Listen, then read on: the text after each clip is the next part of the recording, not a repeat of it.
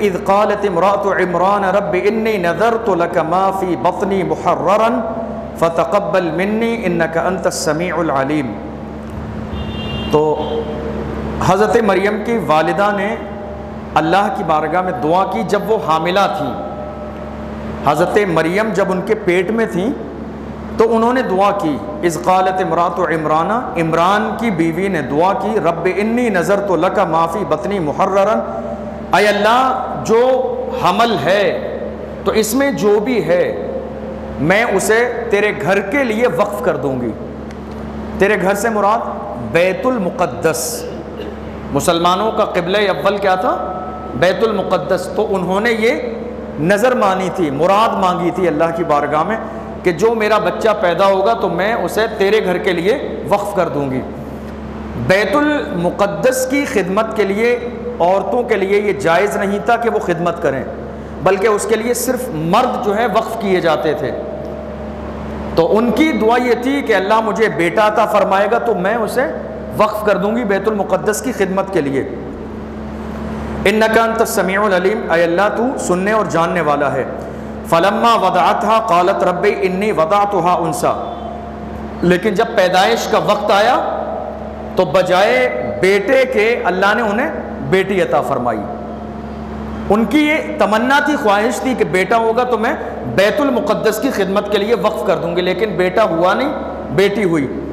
تو انہوں نے کہا انی وضعتها انثی، اے اللہ میں نے جو منت مانی تھی میں اپنی اس دعا اور منت پر قائم ہوں، میں بدل نہیں رہی ہوں، لیکن اے اللہ تعالیٰ تو جانتا ہے کہ تو نے مجھے بیٹا نہیں بیٹی سے نوازا ہے۔ واللہ اعلم بما بدعت ولیس الذکر کالانثی، اور مرد جو ہے عورت کی طرح نہیں ہے اور نہ ہی عورت مرد کی طرح ہے۔ وانی سمیتھا مریم، اور انہوں نے کہا اے اللہ تو جانتا ہے تو نے مجھے بیٹی عطا فرمائی ہے اور میں نے اس بیٹی کا نام مریم رکھا ہے۔ وانی اعیذھا بک وذریتھا من الشیطان الرجیم، اور اے اللہ میں تیری بارگاہ میں پناہ چاہتی ہوں اس کے لیے اور اس کی اولاد کے لیے شیطان رجیم سے۔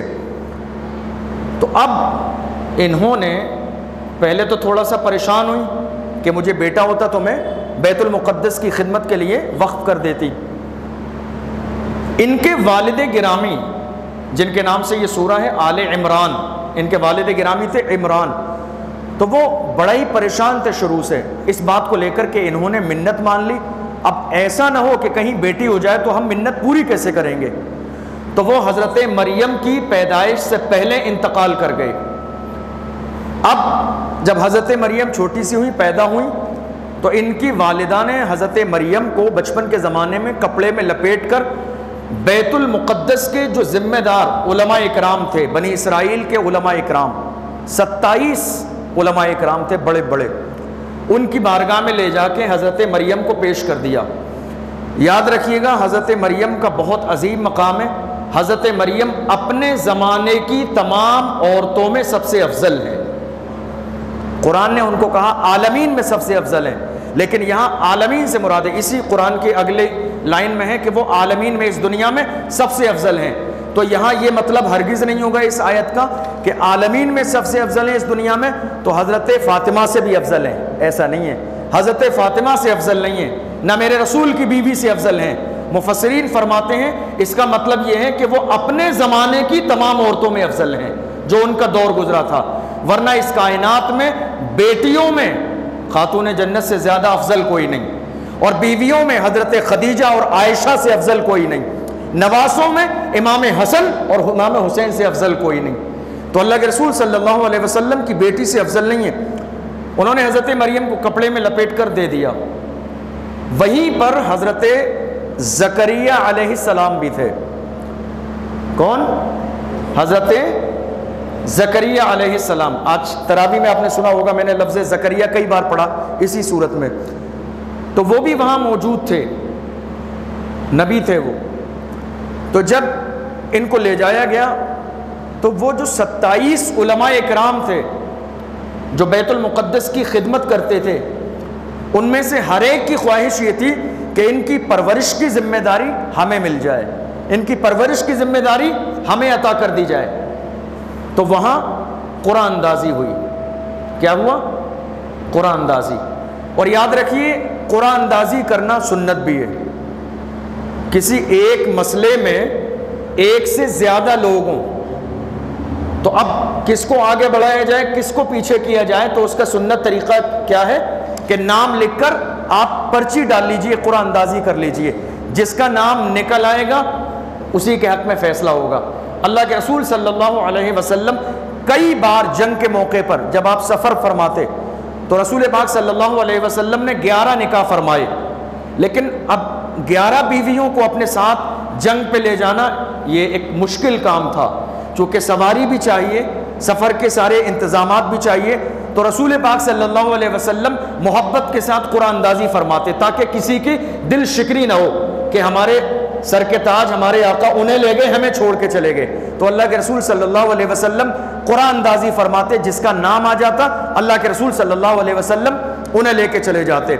تو یہ سنت بھی ہے. حضرت مریم کے لیے ان 27 لوگوں نے قرآن اندازی کی.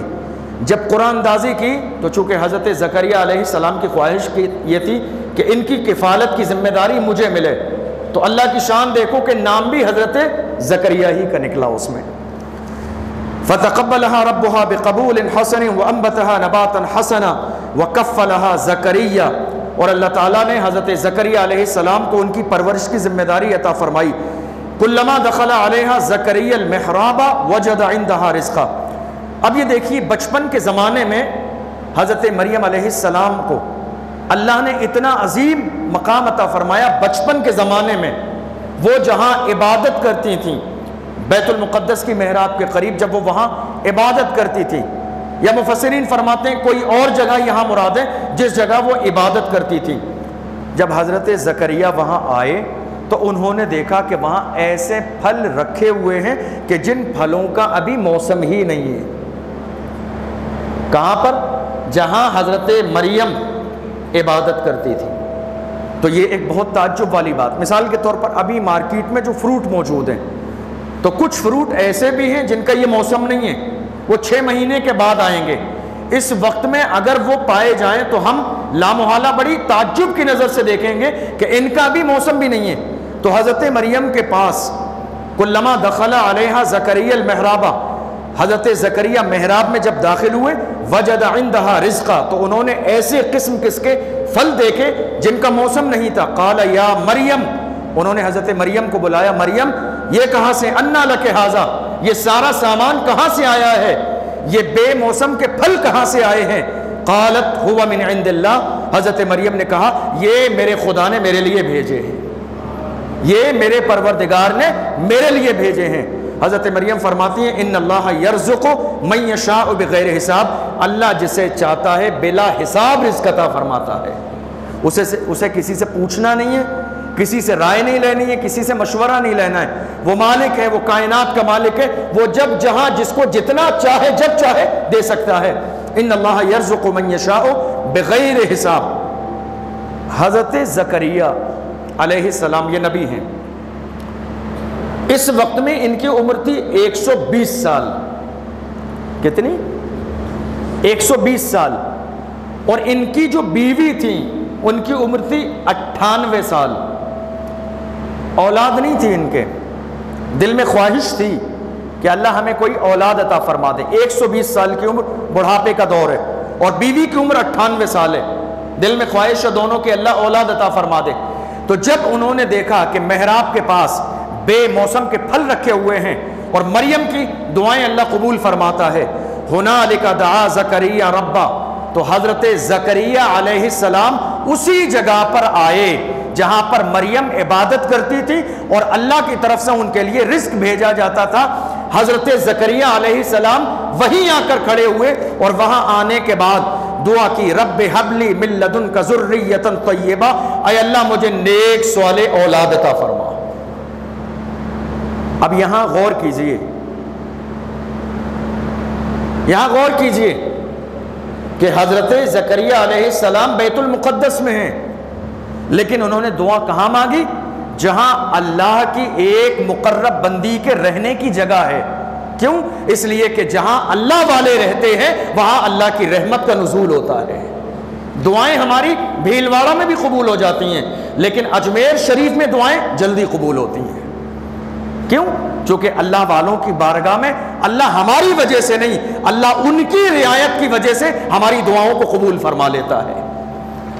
تو حضرت زکریا علیہ السلام نے وہاں جا کے دعا مانگی، رب حب لی من لدنک ذریۃ طیبہ، اے اللہ مجھے اولاد عطا فرما۔ لیکن اولاد کے ساتھ انہوں نے کیا کہا؟ ذریہ کا مطلب اولاد، اور طیبۃ کا مطلب نیک صالح۔ تو حضرت زکریا علیہ السلام نے صرف یہ نہیں کہا اے اللہ مجھے اولاد عطا فرما، بلکہ انہوں نے کہا نیک صالح اولاد۔ اس کا مطلب یہ ہوا کہ انسان کو جب بھی اللہ کی بارگاہ میں دعا کرنی چاہیے تو دعا صرف یہ نہیں ہونا چاہیے اے اللہ مجھے اولاد عطا فرما، بلکہ دعا یہ ہونا چاہیے نیک اولاد عطا فرما۔ اس لیے کہ آج بے شمار اولادیں ہیں لوگوں کے پاس میں، لیکن بے شمار ان اولادوں میں ایسی بھی ہیں کہ ماں باپ کی طرف نسبت کی جائے تو ان اولاد کا ہونا نہ ہونا برابر ہے۔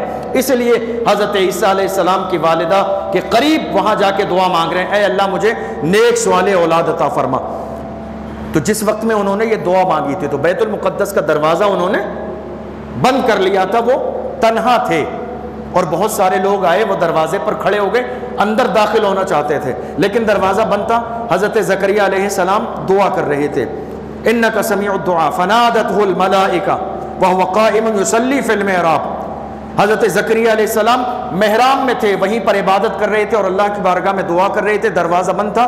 انہوں نے دیکھا کہ اچانک سے ایک خوبصورت نوجوان سفید لباس میں ظاہر ہوا اور وہ حضرت جبریل علیہ السلام تھے۔ وہ آئے، وہ ظاہر ہوئے اور انہوں نے کہا ان اللہ یبشرک بیحییٰ، اے زکریا خوش ہو جاؤ، اللہ تمہیں ایک بیٹے کی بشارت عطا فرماتا ہے جس کا نام یحییٰ ہوگا۔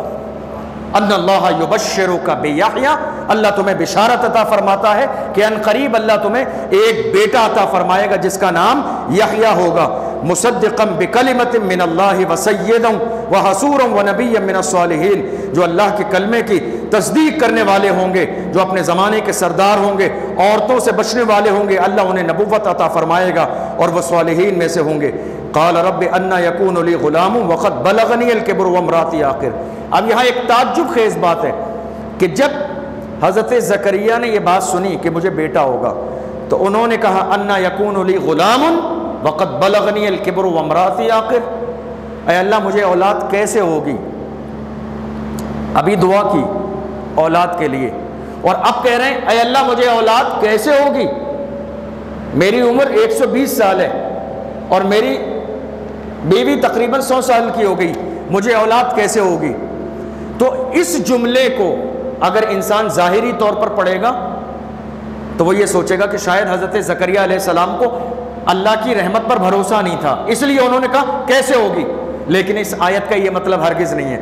حضرت زکریا علیہ السلام کا مطلب یہ ہے اے اللہ مجھے اولاد کیسے ہوگی، اس کا مطلب یہ ہے اے اللہ مجھے اولاد کیسے ہوگی، کیا تو مجھے جوان فرمائے گا تب اولاد ہوگی یا مجھے بڑھاپے ہی کے انداز میں اولاد عطا فرمائے گا، یا مجھے اور میری بیوی کو تو دوبارہ سے جوانی عطا فرمائے گا۔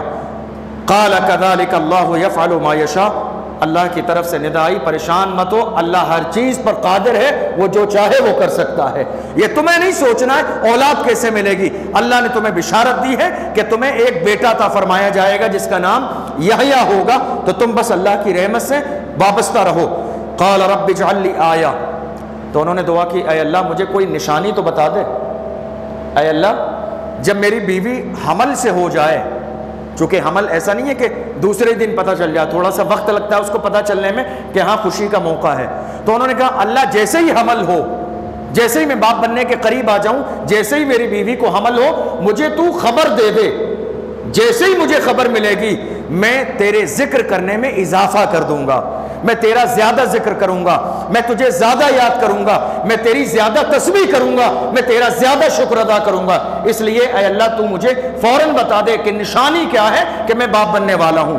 تو اللہ نے فرمایا قال آیتک الا تکلم الناس ثلاثۃ ایام الا رمزا، اللہ نے فرمایا تم جب باپ بننے کے قریب ہوگے، تمہاری بیوی حاملہ ہو جائے گی تو اس کی نشانی یہ ہوگی کہ تمہاری زبان صرف اللہ کا ذکر کر سکے گی 3 دن، باقی تم لوگوں سے بات نہیں کر پاؤ گے، تمہاری زبان سے کوئی جملہ لوگوں کے لیے نکلے گا ہی نہیں، تم صرف اللہ کا ذکر کر سکو گے 3 دن، لوگوں سے تم کوئی بات چیت نہیں کر سکو گے سوائے اشارے کے. لوگوں سے جو بات کرنے کے جملے ہیں وہ تمہاری زبان سے ختم ہو جائیں گے. تمہاری زبان لوگوں سے بات کرنے کے لیے بند ہو جائے گی. صرف تم اللہ کا ذکر کر سکو گے 3 دن. جب تمہارے ساتھ یہ ہو جائے تو تم سمجھ لینا کہ تمہاری بیوی حاملہ ہے اور تم والد بننے کے قریب ہو. وَاذْكُرْ رَبَّكَ كَثِيرًا وَسَبِّحْ بِالْعَشِيِّ وَالْإِبْكَارِ. فرمایا تم زیادہ سے زیادہ صبح و شام اللہ کی تسبیح بیان کرو. وَإِذْ قَالَتِ الْمَلَائِكَةُ يَا مَرْيَمْ إِنَّ اللَّهَ اصْطَفَاكِ وَطَهَّرَكِ وَاصْطَفَاكِ عَلَى نِسَاءِ الْعَالَمِينَ. اور فرشتوں نے کہا اے مریم اللہ نے تجھے چن لیا ہے اور تجھے پاک فرمایا ہے اور تجھے عالمین کی تمام عورتوں پر بزرگی عطا فرمائی ہے. تو میں نے بتایا عالمین کا مطلب کیا ہے. عالمین میں تمام عورتوں پر بزرگی یعنی تیرے زمانے کی ساری عورتوں میں اللہ نے تجھے سب سے افضل و اعلیٰ بنایا ہے. یا مریم اقنتی لربک واسجدی وارکعی مع الراکعین. اے مریم کھڑی ہو جا اور اللہ کے لیے سجدہ کر اور سجدہ کرنے والوں میں رکوع کرنے والوں میں سے ہو جا.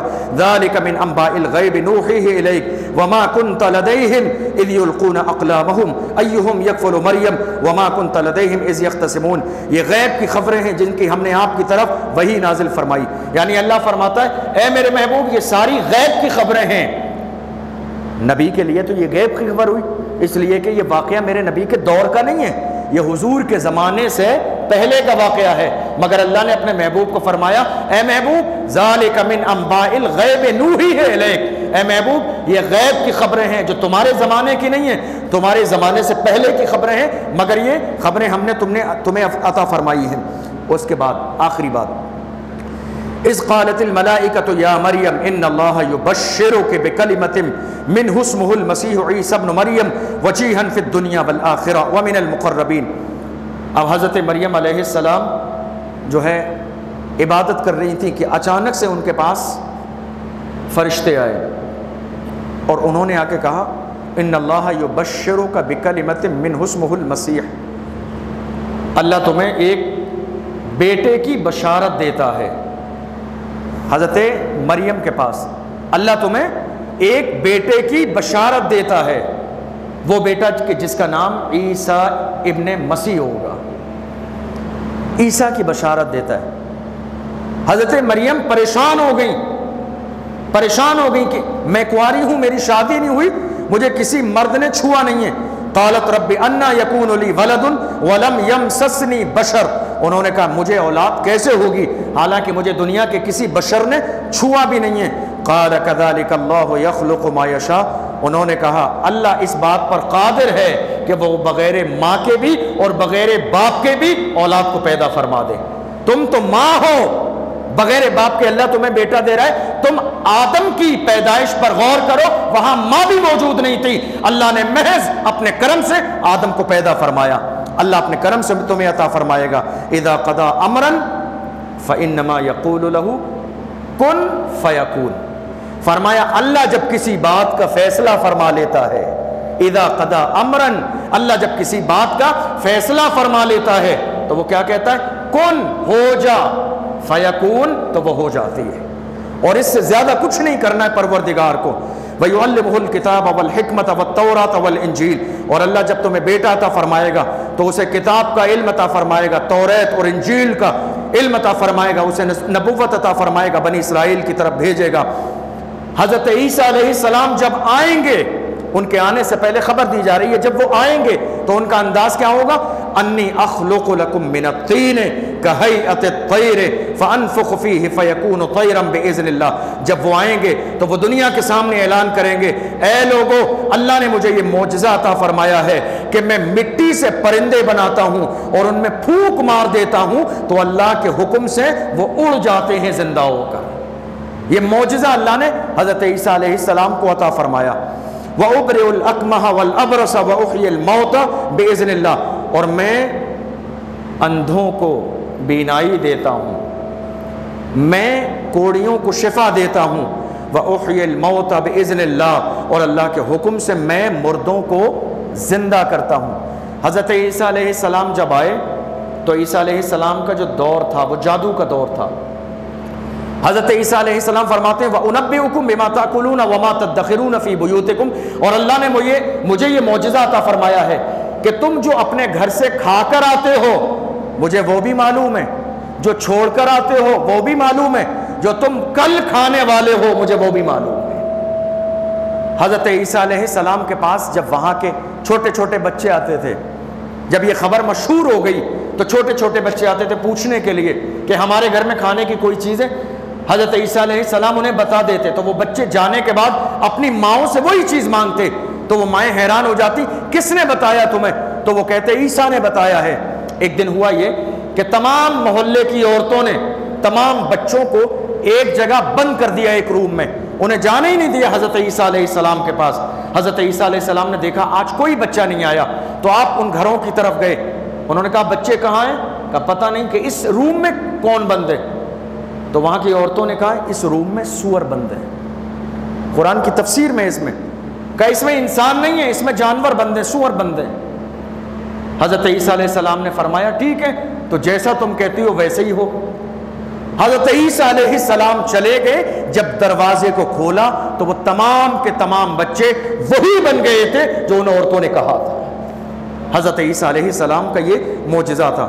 حضرت عیسیٰ علیہ السلام کو پروردگار عالم نے یہ معجزہ عطا فرمایا کہ آپ کا ایک بہت عزیز تھا، محبت رکھنے والا، اس کا انتقال ہو گیا۔ 3 دن کے بعد حضرت عیسیٰ علیہ السلام نے اس کی بہن سے کہا کہ مجھے اس کی قبر بتاؤ کہ اس کی قبر کہاں ہے۔ حضرت عیسیٰ علیہ السلام کو قبر بتائی گئی۔ حضرت عیسیٰ علیہ السلام نے قبر پہ جا کر کہا اللہ کے حکم سے زندہ ہو جا۔ وہ شخص زندہ ہوا، قبر سے باہر آیا اور ایک زمانے تک زندہ رہا دنیا میں۔ یہ معجزہ اللہ نے حضرت عیسیٰ علیہ السلام کو عطا فرمایا۔ حضرت عیسیٰ علیہ السلام کے بارے میں اس وقت امت مسلمہ میں ایک غلط عقیدہ ہے۔ ہم سال میں ایک بار دیکھتے ہیں کہ کرسمس ڈے منایا جاتا ہے، اور لوگوں کا اس کرسمس ڈے کے موقع پر یہ عقیدہ اور نظریہ ہوتا ہے کہ حضرت عیسیٰ علیہ السلام کو سولی دے دی گئی، انہیں پھانسی دے دی گئی۔ حالانکہ یہ نظریہ قرآن کے بھی خلاف ہے، حدیث کے بھی خلاف ہے۔ اصل مسئلہ یہ ہے کہ حضرت عیسیٰ علیہ السلام کو جب آپ نے لوگوں کو اللہ کی طرف بلایا، بہت سارے لوگ دشمن ہو گئے اور انہوں نے یہ پلاننگ کی کہ حضرت عیسیٰ علیہ السلام کو قتل کر دیا جائے، اور قتل کرنے کے لیے بہت سارے لوگ ایک ساتھ جمع ہو کر حضرت عیسیٰ علیہ السلام جس مکان میں تھے اس مکان کے دروازے پر آئے۔ اللہ نے حضرت عیسیٰ علیہ السلام کی طرف وحی نازل فرمائی، فرشتوں کو بھیجا۔ قرآن عظیم کے 6 پارے میں اس کی ڈیٹیل آنے والی ہے۔ قرآن نے کہا وما قتلوہ وما صلبوہ ولکن شبہ لہم۔ اللہ نے حضرت عیسیٰ علیہ السلام کے بارے میں فرمایا کہ نہ عیسیٰ علیہ السلام کو قتل کیا گیا، نہ انہیں سولی دی گئی، بلکہ اللہ نے اپنے کرم سے انہیں آسمانوں میں اٹھا لیا ہے۔ اللہ نے انہیں آسمانوں میں اٹھا لیا ہے، نہ انہیں قتل کیا گیا، نہ انہیں سولی دی گئی ہے۔ حضرت عیسیٰ علیہ السلام کو اللہ نے اٹھا لیا۔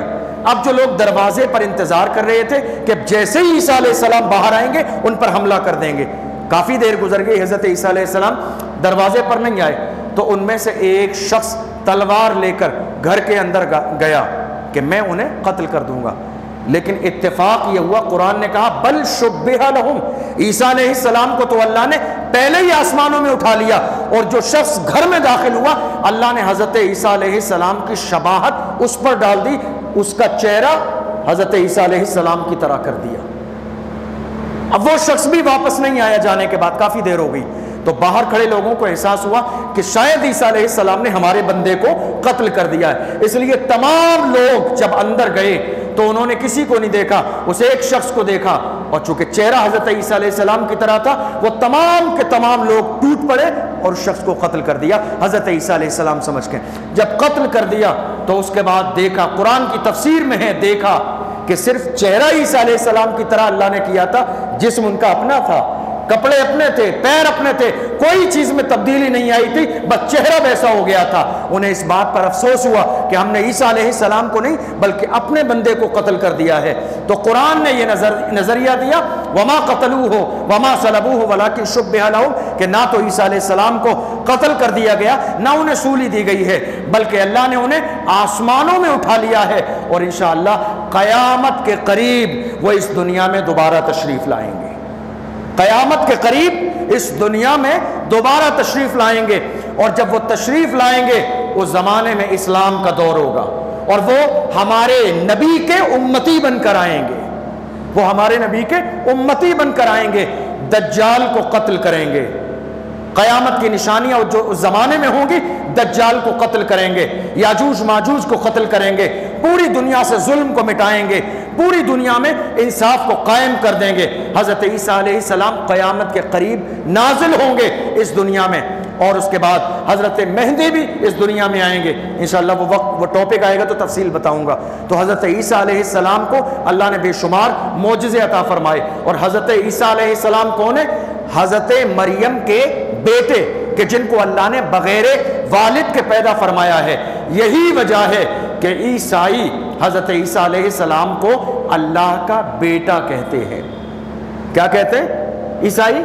عیسیٰ علیہ السلام کو اللہ کا بیٹا کہتے ہیں، اور اللہ کا بیٹا وہ اسی لیے کہتے ہیں چونکہ حضرت مریم کی شادی نہیں ہوئی، اللہ نے بغیر والد کے ان کو پیدا فرمایا۔ تو اگر بغیر والد کے بیٹا پیدا ہو جائے تو اسے اللہ کا بیٹا کہا جائے گا۔ تو ذرا غور کیجئے حضرت آدم علیہ السلام کے بارے میں، وہاں تو ماں بھی موجود نہیں ہے، پھر تو بہت بڑا اعتراض لازم آ جائے گا۔ تو یہ چیزیں ہمارے لیے ہیں، یہ چیزیں ہمارے لیے ہیں، ہماری طرف نسبت کرتے ہوئے ہیں کہ کیسے ہوگا کیسے نہیں ہوگا، مگر یہ سارے معاملات اللہ کے لیے نہیں ہیں۔ وہ خالق کائنات ہے، وہ جب جو چاہے جو کر سکتا ہے۔